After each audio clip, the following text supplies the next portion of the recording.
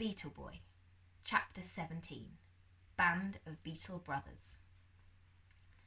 Darkus put his eye to the crack in the kitchen door.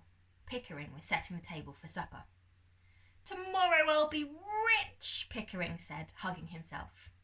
He started humming and then burst into song.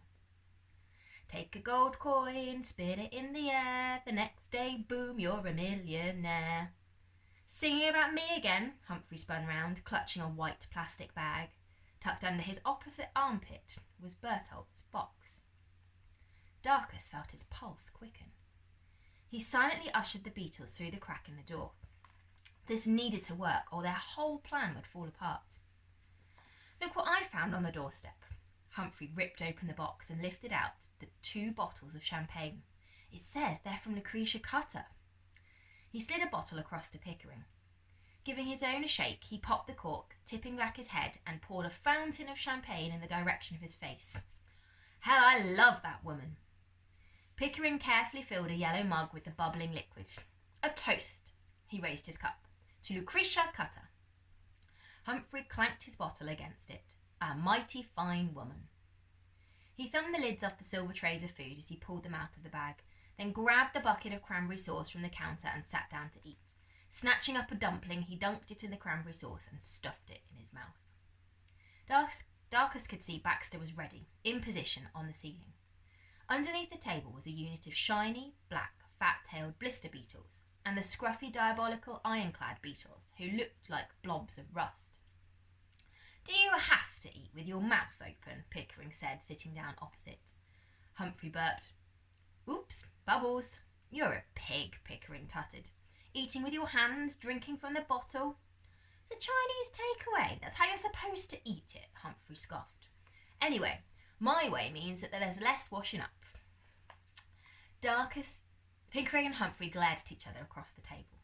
Darkus gave the signal to the waiting emerald green tiger beetles, huddling under the lip of the table. They immediately raced up onto the surface, dashing over Pickering and Humphrey's food. They moved so fast that Darkus couldn't see them, but he definitely noticed when they slowed down, crawling towards the edge and then grinding to a halt. "Something's wrong," Darkus hissed to the 4 dung beetles waiting by his feet. "Washing up? You never do any washing up," Pickering snapped, spooning noodles into his mouth. "That's because I don't make any mess." "What?" Pickering went purple. "What is that revolting thing in your bedroom if it isn't a ginormous mess of washing up?" Darkus saw that Baxter had dropped down from the ceiling and was hovering over the table. There was something wrong with the tiger beetles. "How can you say you don't make any mess?" Pickering asked, outraged. "Because it's the truth," Humphrey said, eating 2 spring rolls at once. Pickering angrily grabbed up his mug and threw his champagne in Humphrey's face, hitting the hovering rhinoceros beetle and flinging him onto Humphrey's nose. Shocked, Humphrey jerked backwards, knocking Baxter into his noodles, his chair tottering and then crashing to the ground. Pickering was on his feet, screeching with laughter. "Look at you," he cackled. Humphrey waggled his arms and legs frantically, trying to get up. You look like a giant beetle," Pickering roared and slapped his knees with delight. "Get in there and get them all out," Darkus hissed. The dung beetles reared up and waggled their legs, then took off and zoomed into the kitchen. They landed on the table, quickly loaded the tiger beetles onto their backs. The Blister Beetles and ironclad beetles ran up the table legs to help Baxter. Darkus held his breath as he watched. Baxter was tangled up in the noodles and couldn't get free. Pickering turned back to his dinner. "Humphrey," he said, scratching his head, "the table is covered in beetles. I think they're trying to eat our food." "What?" Humphrey grabbed the tabletop and heaved himself up onto his knees, his nose level with the table surface. The Blister Beetles pulled Baxter from the tray of noodles. The rhinoceros beetles stumbled as he tried to fly.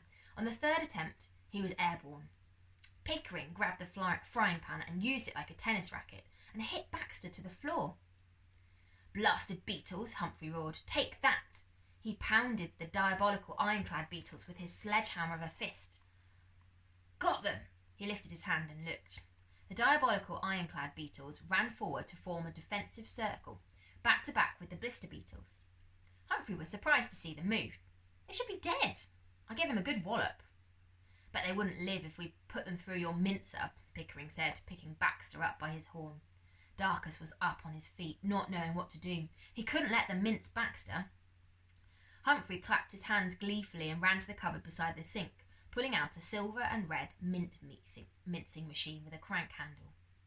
Pickering dropped Baxter onto his palm and slotted his hand under the table, sweeping all the other beetles into it, bringing his other hand over the top to make a cage. "Ouch!" Pickering's fingers sprang open. The skin on his palm was beginning to blister. "Ah, it's burning me!" The beetles quickly scrambled up to the rhinoceros beetle's thorax, and Baxter was up in the air and flying towards the door, with a diabolical ironclad beetle dangling from his horn. "Ah!" Pickering ran to the sink, spun the cold tap and thrust his hand under the water. "It burns! It burns!" "That is why they're called Blister Beetles," Darkus whispered, pushing the door open a fraction to receive Baxter and the other beetles before silently creeping away. Darkus crept back into Humphrey's bedroom, carrying Baxter in his hands. His shoulders were littered with sleeping tiger beetles and exhausted dung beetles. A raggle-taggle posse of blister and diabolical ironclad beetles hung to the sleeves of his green jumper. "Part 1 of the mission is complete," he whispered triumphantly. "Now we have to wait and see if Bertolt's mum's sleeping pills work." "Their work," Bertolt said. "When they're mixed with alcohol, they'd knock out an elephant." "Help me push the armchair up against the door," Darkus said, carefully delivering his cargo of beetles to the foot of the mountain. "What happened to the tiger beetles?" Virginia asked as they pushed. "I think the sleeping powder must have got into their spiracles and knocked them out," Darkus replied. "They dropped it over the food just fine, but then it was as if they'd wound down like clockwork. The dung beetles had to fly them out. I think Baxter might have been affected too. He got knocked onto a plate of food and now he's acting woozy." At Baxter's call, every beetle in the building gathered onto Beetle Mountain. The surface seethed and shimmered with brightly coloured insects. Darkus tried to take them all in, but there were so many different species, shapes and colour of beetle that his mind couldn't hold on to them.